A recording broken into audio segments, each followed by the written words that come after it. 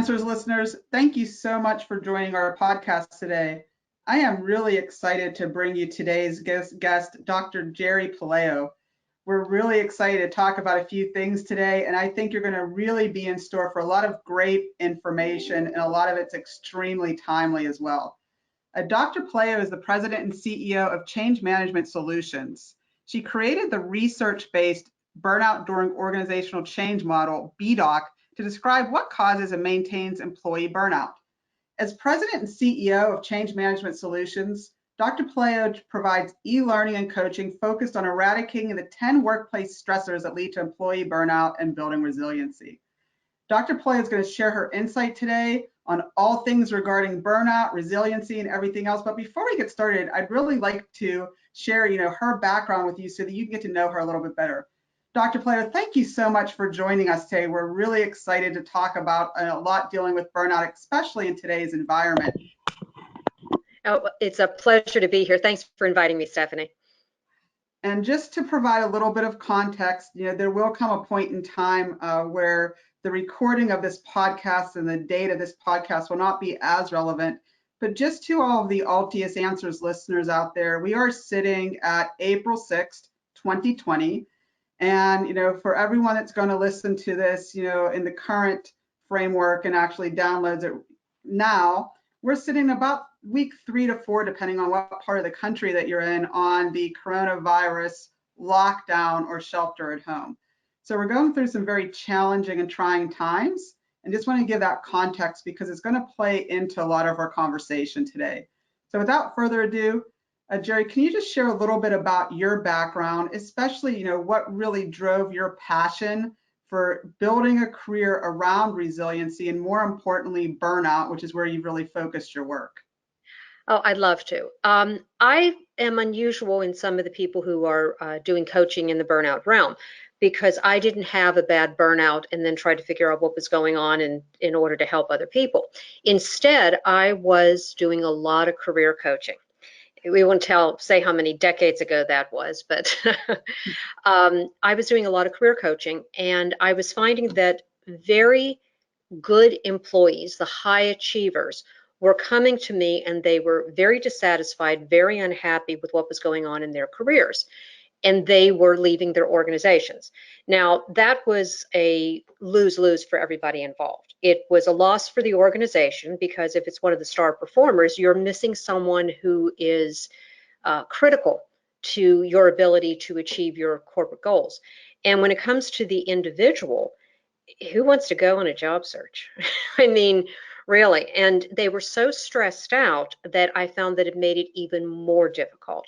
And I ended up kind of being counselor with some of these people because they were very stressed. If they had been laid off, for example, due to a restructuring, they were angry, and they had to get through the anger before they could go on to the next job. And so I decided that, okay, I was understanding this from the employee's perspective. Now I wanted to know what was going on in the organizational side. So that started the infamous graduate journey. I got my master's in HR, got nationally certified as an SPHR, later SHRM SCP, did my MBA, and then I finally went on for my PhD, because I figured if I'm going to spend that much time doing something, I want some initials after my name. And you better love what you do. Oh, and yeah, and I really was fascinated by it, because my master's in HR, the thesis was focusing on work-life balance issues. And can I tell you a story? This is kind of interesting. This was probably around 2000. And I was attending a conference, and they had a panel discussion, and they were talking about the new telework and working from home. Okay. And so I had done all this research, and I was really into it, and I'm sitting in the audience, and one of the participants, who I think was in HR at a bank, said, I am so angry because these employees take advantage of it. Because I had an employee who had to attend one of our weekly meetings, and she was on the beach in Florida. And there was this collective gasp from the audience, and it was, oh, that's so awful, it's horrible. And I'm sitting there thinking, so what? If is she getting the work done? Did she call in? And I was going to be good and not say anything, and that didn't last that long. And so I raised my hand and I said, well, why is that an issue? Well, because she was supposed to work from home. I said, did she do the work? Yes. Did she attend the meeting and was she prepared? Yes. Then what's the problem? Well, that's not fair. She got to go on vacation when the rest of us were in the office. And that's when I started realizing there's a disconnect a lot of times between what companies say about what they're doing for their employees versus what is actually happening. I mean, you know as well as I do, most companies are, we love our employees, they are engaged, they're part of our family. Then you go into Glassdoor and you see something totally different.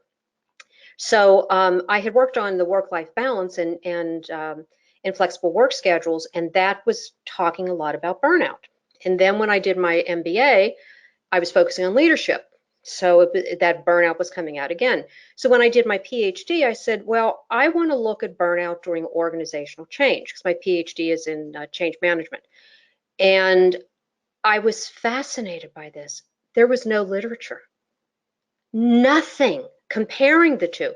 All the change management literature said, and watch because employees could burn out. That was it.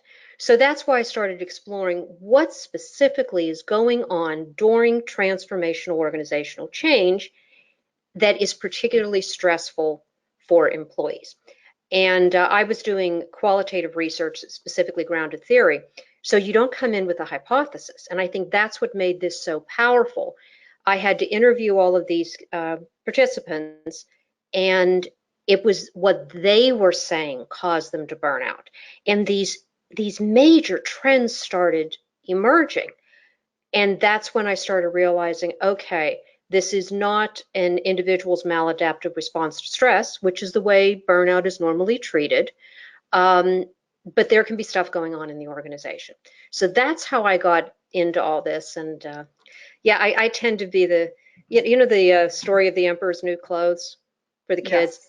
And the little kid pointing out saying, he's buck naked. Honest to God, he is. Something So, needs to so change. my thing with eradicating workplace burnout is an individual can be doing everything right.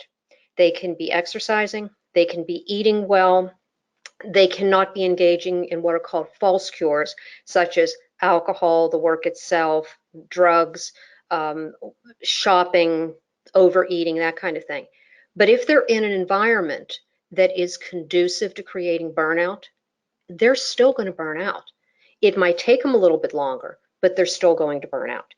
And that's why I look in terms of what is the organization doing and how can they stop that so that the employees aren't fried. And if they're not fried, they're going to become more engaged, more satisfied, lower turnover, higher productivity, and greater creativity. So before we dive into, some of the things that organizations can do to Mhm. stop burnout and to move forward, Yeah. I think I'd really like to understand a little bit more about the difference between stress, burnout, and exhaustion, because I know for myself, I throw those words around often. You might have a bad week and, oh, I'm really Yeah. stressed right now. And there Yeah. have been times where like, oh, I'm so burned out. I can't possibly go for another week. And then there are other times where it's just so exhausted, but I interchange them, and I'm sure that there Yeah. are other people that interchange them a while without really understanding the difference. So, what Yeah. is the difference between knowing when you're exhausted versus stressed versus burned out? If you can sleep it off in a weekend, you're not burned out. That's just physical exhaustion. If you go on a vacation and you can actually disconnect and come back refreshed, you're not burned out. Burnout is, well, the World Health Organization recently defined it as workplace stress, which I found that fascinating that it's talking specifically about the workplace, but workplace stress that is not effectively managed. Now, one of the things you have to realize with stress is people say, oh, it's a stressful situation. Well, stressors are what's going on externally. And you can see two people who have a really heavy workload. One of them is all fired up and like, I love this. This is great. I don't need to sleep. And they're happy. The other one is, I hate this. Is it cocktail time yet? What can I be doing? And that's because a stressor is inherently neutral. It's the way that you respond to it. And the way you respond to it is based upon your interpretation. So it's your perspective of it. If a lot of times people can be in highly stress-inducing situations, but they don't burn out because they see light at the end of the tunnel. Think of an accountant during tax time. They're usually crazed, but they know it's going to be over. Unless, of course, they're doing corporate taxes, and then it's like we finish one cycle and we're right into another one. If you can see the light at the end of the tunnel, there's still hope there. So you usually don't go down that burnout spiral. The other thing when it comes to burnout is there seems to be a lot of shame associated with burnout. I was talking to a woman who was high-level finance in New York City, and she was really fried. I mean, it was pretty bad. And she talked to a friend of hers, and she said, "I'm really burned out and I feel awful." And the friend just rolled her eyes and looked at her. And this woman said, "Why are you rolling your eyes?" And she said, "Suck it up. You're in finance in New York City. That just comes with the territory." So there's, aside from the denial, because let's face it, when you're burning out, I think you're a high achiever, Stephanie, just a little bit of a high achiever. Just a little bit. Yeah. I believe a lot of our listeners are also probably fall into that category. Exactly. And when you're a high achiever, to say that this is too much, you can't do it. It's like, well, I'll work a little bit harder. Or, I don't need to go to that family birthday party. I can keep on working. And when you start losing your joy in what you're doing and it becomes drudgery and you start resenting it, that's some of the ways that you can tell that you're burning out. In my BDoc model, what I found is, especially during organizational change, and let's face it, with this COVID-19 pandemic, there's some major changes going on. What I found is they started out hopeful. This could be a good thing and this could benefit everybody. But then based on these 10 organizational factors or stressors, they started descending from hope into frustration. Frustration eventually gave way to anger. Anger gives way to apathy. And then finally, you're fully burned out. And when you're fully burned out, that's when the physical health problems usually emerge. And what I found in my own practice is that it's when the physical problems start happening that people say, I think I'm burned out, rather than, oh, it's a stressful job, but I can handle it. And in terms of recovery, the only way that my participants could recover was to either psychologically or physically remove themselves from the stressor.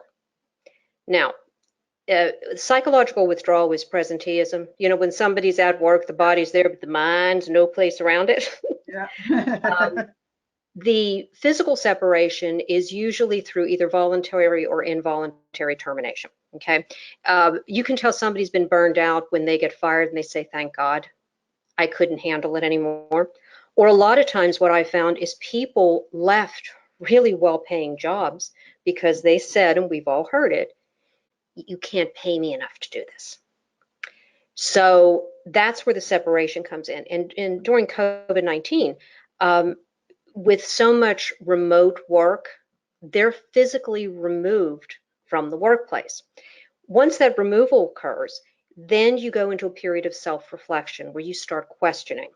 And I think in this pandemic, there is going to be a lot of major soul searching going on by employees. They are watching very closely not only what their employers are doing, how they're doing it, and why they're doing it.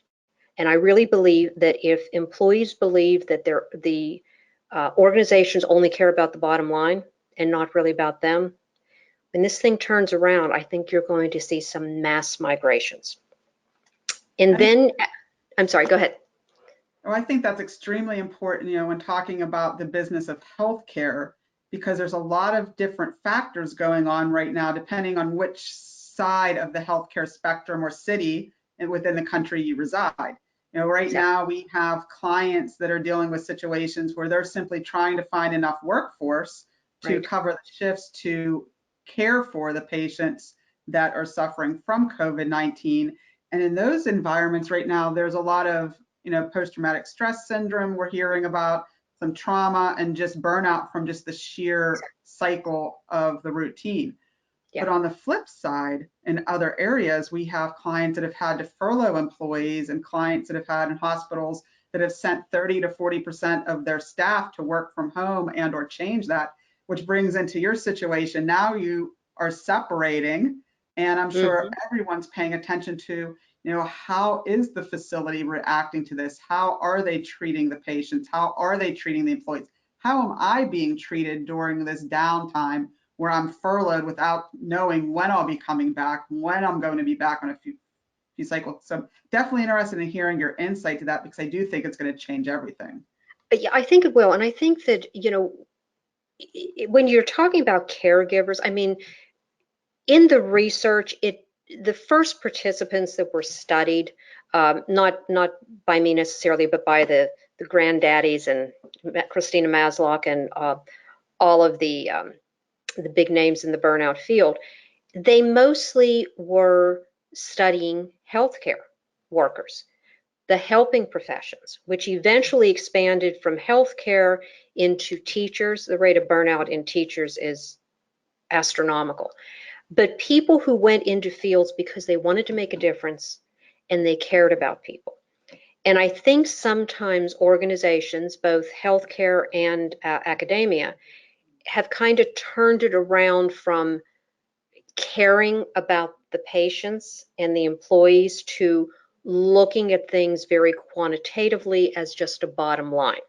So you're asking employees to care for the patients, but are you caring for the employees? Because if they're not cared for, they're not going to be able to care for anybody else. And I think when you were talking about with some healthcare organizations or furloughing employees and things like that, it's a very stressful time. And I believe that this is where the communication has to be even more consistent. And I don't, let's face it, we're all adults, and putting happy faces on things and everything's going to be peachy keen and everything's going to be great, people can see through that. Treat the employees like adults, be honest with them, but optimistic. And I think reiterate that we want to care for our clients, but we want to care about you and have communication channels open. Communication is not one way. Communication is a two-way dialogue. And if employees don't feel that they're being heard, that can make them even more burnt out. So important. Communication definitely has to go both ways, and it's even more important when we're experiencing times like these. And Yeah. it really is true that, if you don't feel that you're heard or cared about, you can continue down that spiral and get stuck in that anger and apathy and then stuck in burnout and not really be able to pull yourself out. Well, and that's the interesting thing when you start to recover from burnout. Yes, I believe in mindfulness practices. I believe in meditation. I believe in exercise, healthy eating, and all of that. But it has to be done in an environment that supports what you're trying to do, which is to overcome it. Um, Otherwise, it's kind of like sitting there saying, "Oh, this isn't happening," and I'm going to go sit on a mountaintop and be away from everything else. But it just doesn't work that way.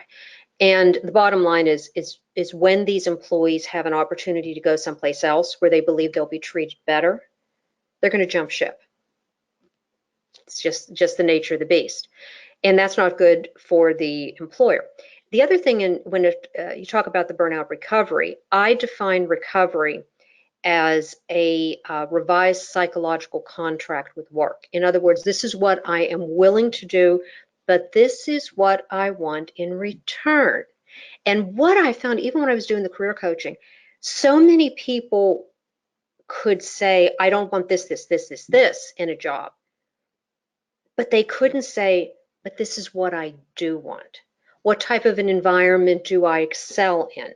Is it the work hard, play hard? Is it an environment where there's a lot of pats on the back? Is it an environment where you trust me enough to do my job and not micromanage me? Trying to understand what that is. And that revised psychological contract changes everything. And well, and the other thing that's important with it is the level of hope that you had prior to burnout is not at the same amount when you have the revised psychological contract. The hope is never quite as, shall we say, pure and kind of wide-eyed. It's not like that. Part of it's maturity.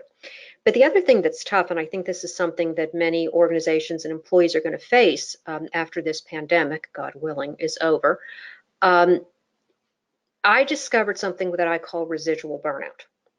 And residual burnout is a situation where you separate yourself from the stressor, you self-reflect, and you're starting to build basically the paradigms on how you're going to live your life and your professional life.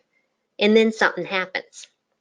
And you get boomeranged back into a full-blown burnout or any of the preceding stages, which are frustration, anger, and apathy.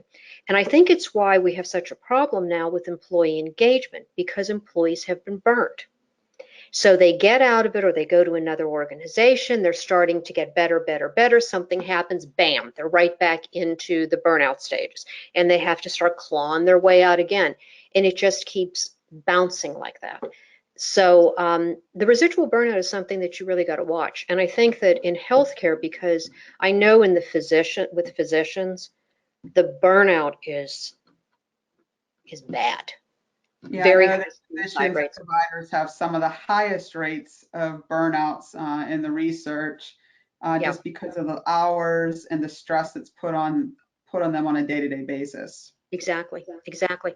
And I think that when they're coming out of it, they have to redefine who they are and what they want. And it's not, I think when people go into healthcare, it's not because it's going to be a good job, but I hate it. Maybe it's because it's the money and it's the prestige. But I think a lot of it is I want to help take care of people. And when that basic reason for the work is missing, because there's a feeling that there's too much paperwork or I don't have the um, uh, autonomy to do what I think is best for the patient, it starts removing the joy in the work. And I think, now during this pandemic, what I'm seeing is a lot of people are changing the way they're looking at things. I mean, a family is actually sitting down for dinner because they're not going anyplace else. And then on the flip side, I think that there's also issues with some relationships, that there might be a higher divorce rate because we could live together because we never saw each other. We were too busy. And this goes into what I'm talking about with being a human being instead of a human doing. And I think a lot of us have been living our lives with go, go, go, go, go, go, go, and I have to do this and I have that to do it, and just keep having a life like a hamster on a treadmill and no time to get off. The other thing that I just want to throw out is I found that people who are burned out have major sleep disturbances. It's either they can't fall asleep or they fall asleep and they wake up every hour. I think 3 o'clock for some reason seems to be like the witching hour that people wake up and start thinking, should I get up now? I mean, I could get some more work done before I go to work. And or it can be the exact opposite where it's like narcolepsy that they keep on sleeping. Considering I think the average commute time in the US is what, 45 minutes to an hour one way. It's a lot of extra time, which they don't have to do now. So maybe they'll take that time to chill, center, and self-reflect. So if you are an employer and you notice that you might have some employees that are becoming burned out, they're becoming stressed, or even if you yourself are starting to experience those cycles, you're up at the witching hour, you know that your fuse is getting a lot shorter, what are some of the telltale signs that someone is getting burned out, especially if you're looking at them from the employer perspective and you want to identify, when you have a key employee that maybe is just getting to that end of the rope, is going through that anger, frustration, denial, apathy. What can you do to notice it, number one, and then ultimately, how can you respond to correct it before it gets too bad? Well, I think the important thing is noticing it. And that sounds like, well, yeah, but let me explain what I mean by that. A lot of managers are so busy because they have pressure from their managers that they're just checking things off boxes and they're not really making human contact. Um, there was a researcher by the name of Hallowell, and he discovered something called attention deficit trait, which I don't know why it's not talked about more in the media, because to me it was the light bulbs going on. It's very much like ADD, attention deficit disorder. But what they found is, how people say it was the straw that broke the camel's back? I was fine. I was maybe stressed, but then he rejected my proposal and I went crazy. And that was the end. That was the end. And everybody around, were aghast. Oh my God, we can't believe that this person did this. I had one participant in my study that got in a fight with one of his key employees. And when they came out of the office into the bullpen, every picture or painting on the wall was skewed because they didn't hit each other. They were banging the walls. And he said, he left the whole industry. He said, this is it. I can't do it. Can't do it anymore. But I think that the employees need to know that the manager cares about them. And with the attention deficit trait, when it's that tipping point, there literally is a chemical loop that happens in the brain. That they did brain scans of people who were highly stressed, and it was caught in this loop between fight or flight and the higher executive reasoning. And it's like the fight or flight reptilian part was saying, I can't handle it anymore, do something. But then the higher functioning was like, I can't, I've tried everything. And it kept going round and round and round. So, I mean, so you're talking about something like rewiring your brain. Do you know what stopped the loop? I have no idea, but I'm It curious. wasn't alcohol. What stopped the loop was an authentic human connection. And think how rare this is in many offices. The manager might be managing the employees, but there's never really eye contact, or there's never that connection. If you have that connection, it's kind of the emotional intelligence thing.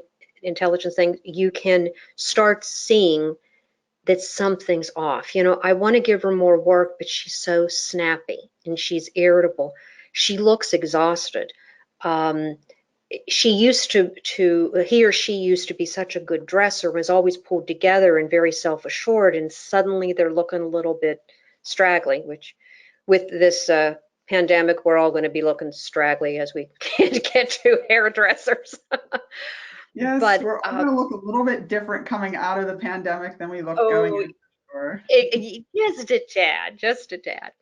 And I think that, when you look at the attention deficit trait, it's recognizing that stress does have an effect on the human body. And you need to be able to watch for the signs such as frustration, anger, uh, apathy, especially someone who was always present in a meeting with good ideas and they suddenly shut up. And it's like, well, what's your idea? Doesn't matter to me. Do whatever you want. Those are some warning signs. If you also see, if one of your employees has a cold that just won't go away, or they're constantly ill, it can be skin eruptions. All of those types of things can happen. And of course, stress leads to cardiovascular problems, gastrointestinal, all that kind of thing. In my own study, I think it was 15% of my participants, once they left the stressful environment and were on their way to recovery, were diagnosed with cancer. And that's scary. Yeah, That's that's scary. That's definitely scary for sure.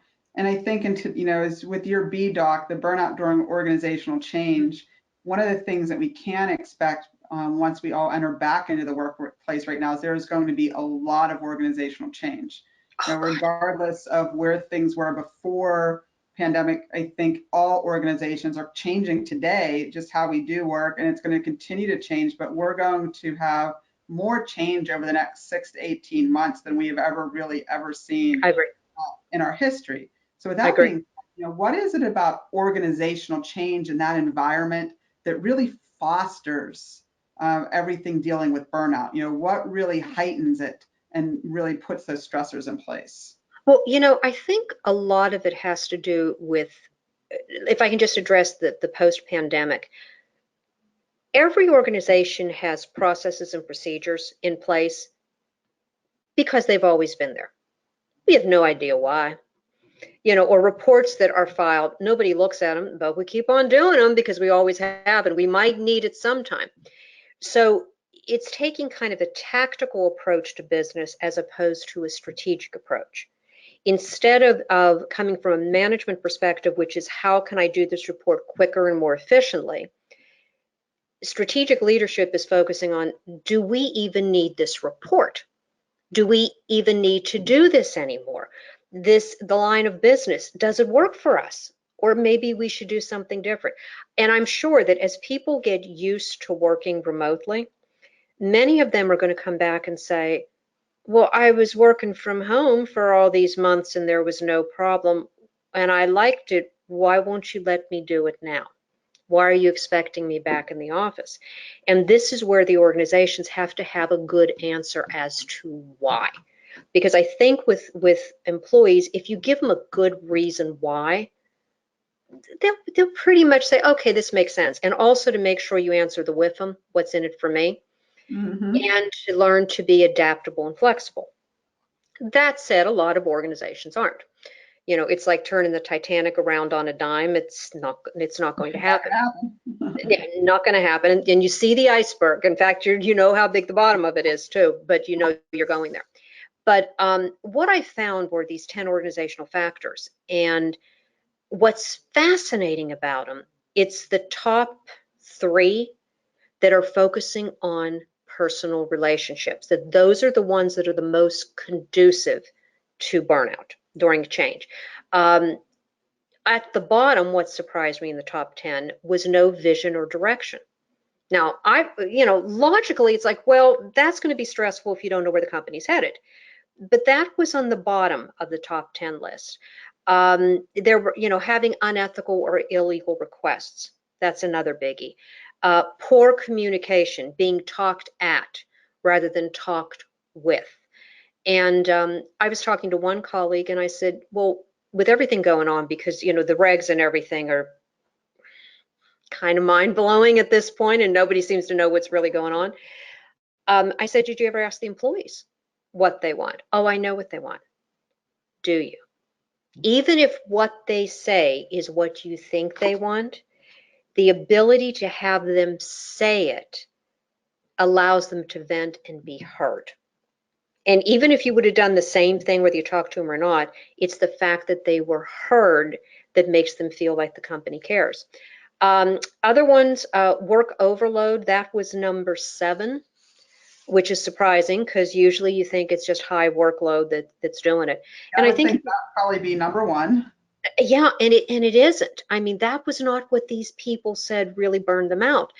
And again, when you're talking about high achievers, they can handle a high workload. In fact, they usually thrive in that kind of an environment. But it's when the other things come up, an overemphasis on the return on investment.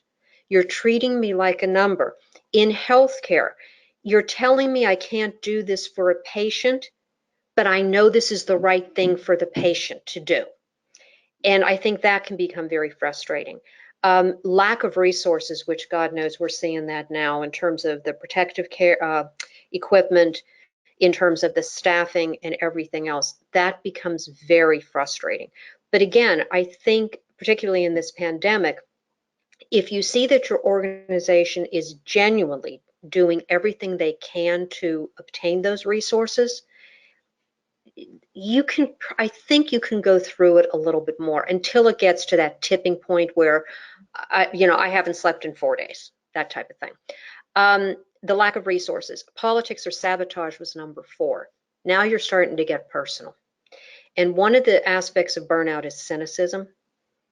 And this is when you're looking over your shoulder and I don't know, I think Sally's going after my job and I better not share anything with Sally. And that kind of cynicism and paranoia can come out. But the top 3, number 3 was negative coworkers. If you're in an environment where everybody is complaining, it doesn't matter how positive you are, you're eventually going to be drawn into it because there's that sense of needing to belong within the workplace. Number 2, and I think this is really important, is a lack of organizational caring. You don't care about me. I am totally replaceable to you. I had one friend who had adopted a child from Russia after several years when she and her husband were going through fertility treatments and things like that. And so she took her maternity leave and she came back and the VP looked at her and she said, yeah, I just came back from Russia. And he went, that's nice, and went on to, she was so angry. It's like he didn't even care about me. And think, all he had to say was, give her 60 to 90 seconds to talk about she got her son and that was important to her. But that So little simple. thing is so simple. And that's, I think, the important thing when it comes to burnout is treat people like people. Be compassionate, be kind. And then finally, it all culminates in poor leadership. That was the number 1 reason in terms of a workplace stressor that burn people out during organizational change. And that can include all of the things on the list below it. Lack of vision, no direction, no resources, no communication, the surprises that come out. Like, oh, guess what? We're doing a big downsizing. Surprise! Things like that burn people out because they don't feel human. It's what it really comes down to. And I think that's why I got so passionate about this, is because it's so simple. Treat people like human beings. Look them in the eye. Actually care about them. Because when people feel that they're cared about, they won't give 100%. They won't give 110%. They'll give you everything. But they want to be respected and recognized for it. So I think those are the big things, especially with this pandemic. As like I said before, employees are watching. How are you going through this? Are you doing things, even with a statement that we're there for you if you have any ideas on how we can help, let us know. But then you got to follow through. You can't just say the words and go, oh, that's nice, and then ignore them, because that goes into integrity. You ask for something and you're going to follow through on it. As employers, I strongly believe that we need to show people that we care about them, but we also have to show people that we're protecting them. Yes. And when we're dealing with the current situation that we're watching, I think to your point that people are watching, your employees are watching what you do. Well, right now within healthcare, yes, in some cases, getting the personal protective equipment, the PPE, is difficult. But if they're going out of their way to make sure that their employees are still safe and the healthcare workers are still safe, then it doesn't translate into the burnout. But whenever you're not taking every step possible to make sure your employees and healthcare workers are in a safe environment, then it breeds some of that, negativity. It breeds some of the burnout. It breeds the confusion. It breeds people having to go on to the news and the media and share those stories. So, in these environments where people do end up feeling burned out, they're, whether it's because they've been in a job that's been very stressful for years and years and years, and they've already withdrawn. As an employer, what can you do to start to lift people out of that, other than just, showing them that you care? What are some key things that, tactics that you might employ to actually talk to an employee that is burned out, that has withdrawn from the workplace, that is going down, that is apathetic? What can you do to really start that process and try to pull them back over the ledge before it gets too late? Listen. Listen. Again, I, so simple. so Listen. simple. Because most, what I've seen with a lot of managers is they try to solve the problem. And they're looking at it like, Stephanie, I noticed you've been falling asleep at your desk and your performance hasn't been that good. So what's going on here? Because, we can't continue this. How open are you going to be if somebody says that to you? Not very. Yeah, you're going to go into a defensive mode. Yep, I'm going to But react defensive and certainly negate mostly everything that's being said. exactly. And I think the other thing is, if let's say I'm your manager and you and I have been at odds, and you don't really like me and I don't really like you, okay? And then I come and go, so Stephanie, tell me what's going on in your life. Pause and just look at you in the eye and stare. That's not going to work either, because trust takes a long time to build, but it can disappear in the snap of your fingers. And so but I think it's that listening. And listening is not just being quiet when somebody says something, because when you're starting to share something close to you, people throw out testers. I'm going to say this to you. How do you respond? And if you just sit there and go, mm-hmm, it's like, well, they're not asking any questions. If you've ever taught, you can tell if a student understands something by the questions that they ask. Okay. So if, let's say you say, well, there's been some things going on and I'm really exhausted, and, tell me about that. And finish with, how can I help? And then shut up. And just listen. And just listen. And it's so basic, but I think at least pre-pandemic, people's lives were so scheduled down to the minute. And managers had a lot of um, financial metrics that they had to meet. And that was their focus, because the fear was, if I don't meet the metrics, then I'm going to lose my job. So I'm going to focus on that stuff. All of this touchy-feely stuff to be nice to employees. Oh, come on. They've got a job. They should be grateful. They've got a job. And I think what it comes down to is, it's what Brene Brown talks about a lot, is the courage to be vulnerable. Yeah. And a lot of people don't want to do it. That's why I think there's such a stigma with burnout. If like I told you about the senior financial person in New York City who told her friend, I'm really burned out. I don't know how much more I can take. And the friend just poo-pooed it. It's viewed as, especially for high achiever, as, I'm not succeeding. I'm a fraud. I'm not that good. I'm alone. And I think when you're burned out, remember, the hope has gone when you're burned out. If somebody says, but there's a light at the end of the tunnel, someone who's really burned out said, yeah, it's a freight train and it's coming right at me. So there's that fear that goes on, and especially if it's a highly competitive environment, you don't dare show what you perceive as weakness, because you'll be eaten alive. And getting that kind of vulnerability in the workplace builds the trust. Having transparency. I'm amazed at how many companies don't share financials with employees. It's like, oh no, that's for senior leadership. But yet you want them to be on the front lines.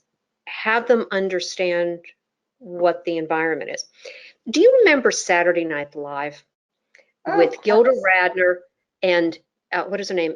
Emily Tilla? She was a Uh, little old lady, and she'd make a comment on the news section, and she always misunderstood a word. And so she'd be saying, well, this is what I think. And she'd be going off on this tangent that had nothing to do with it. And then when they're like, no, we didn't say this word, we said this word instead, she'd go, oh, never mind. And it's the same thing with employees. Well, why can't we have this? I mean, this company's doing very, very well. Well, maybe the company isn't doing very well.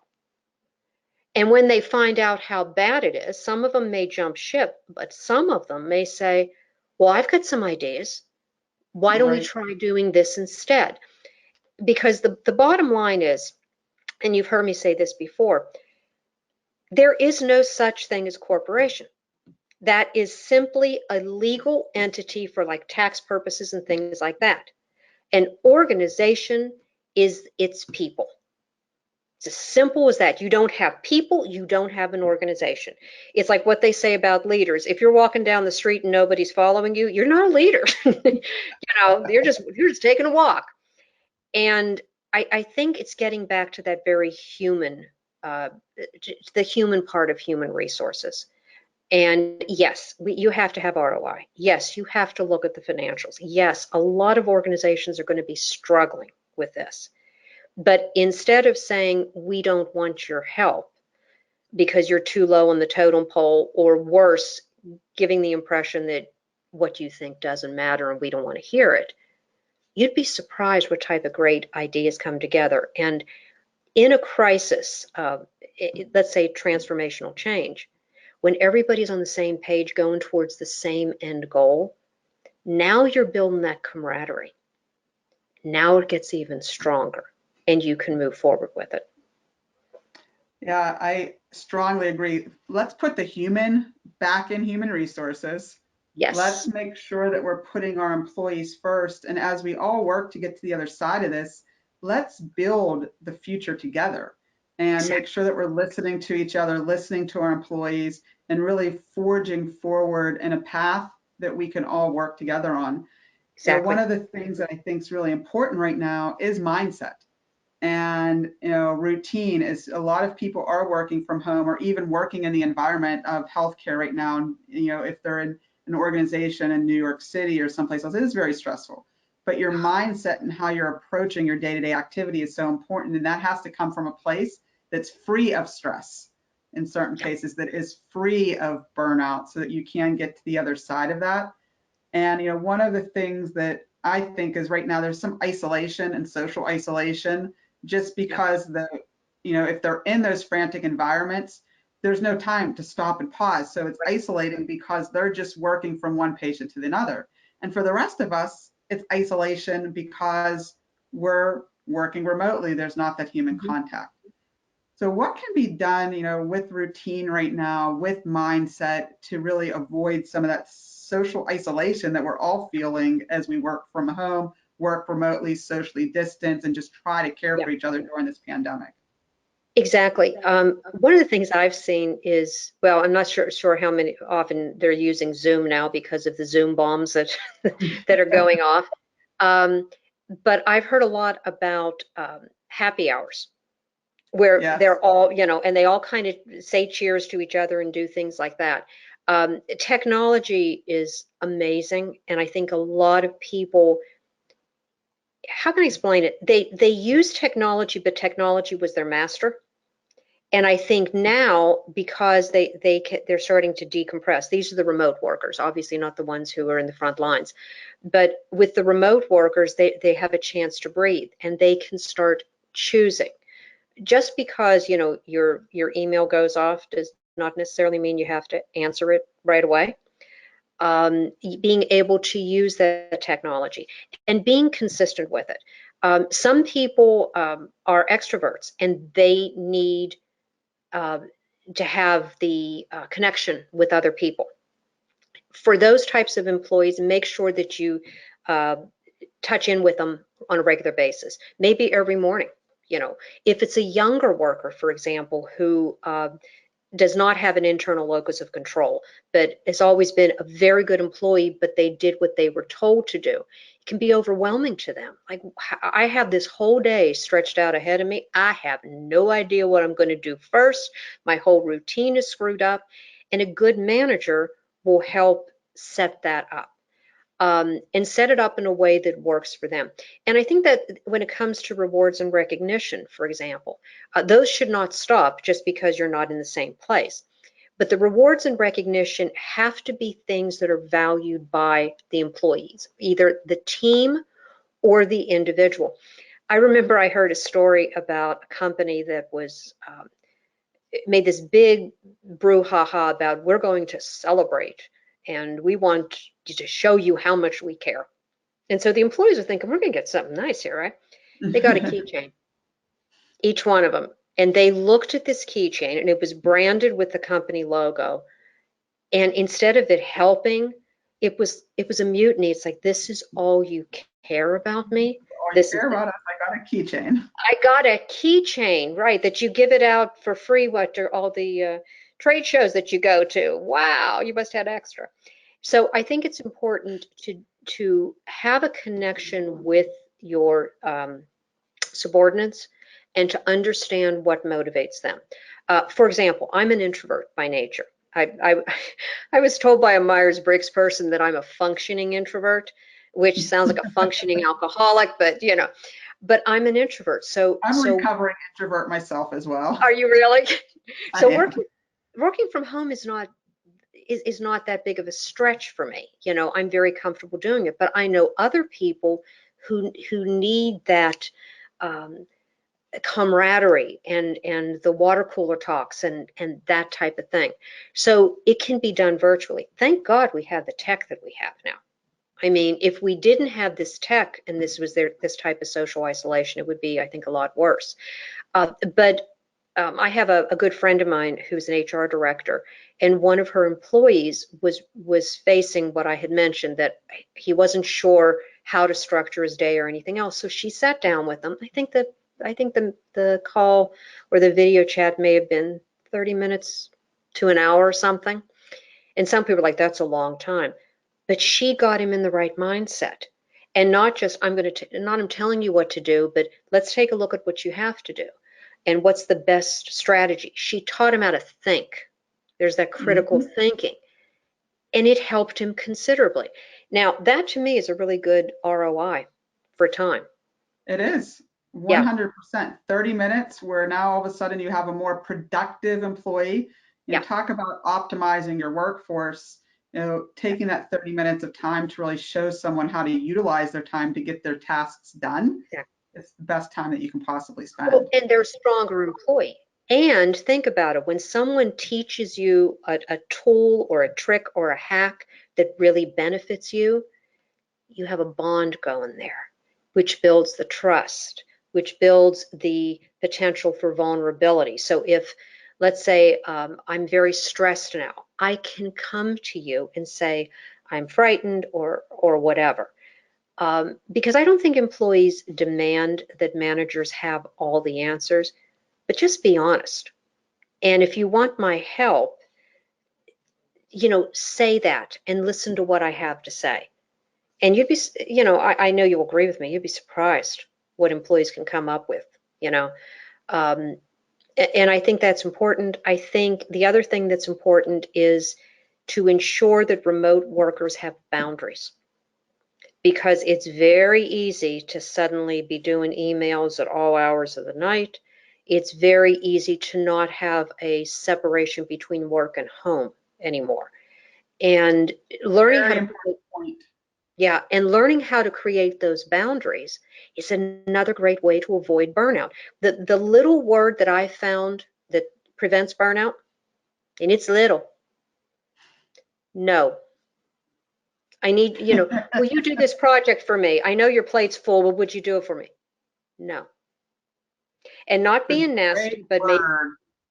yeah, but well, I don't know what it was like when you grew up, but to me, no was the equivalent of a four-letter word in my house. I was a very obedient little girl. Then I got older, so. But being able to say no and create those boundaries from a healthy place. It's like what I was saying about the organizational leaders during change. This is why we're doing things like this. This is the reason why we're doing it, to have a reason. I think the other thing that's important, whether you're working from home or just in leading an organization, what are your strategic goals? How do they come down into operational goals? How do those operational goals come down into tactical goals? We all learned it in business school, right? I've Yeah. seen very few companies be able to implement it. They have employees that are going crazy and are burning out because there's all these tactical things they're doing. They have no idea why. They don't see any connection with the operations or the strategy, but they were just told to do it. And that builds the frustration, the anger, eventually the apathy and the burnout.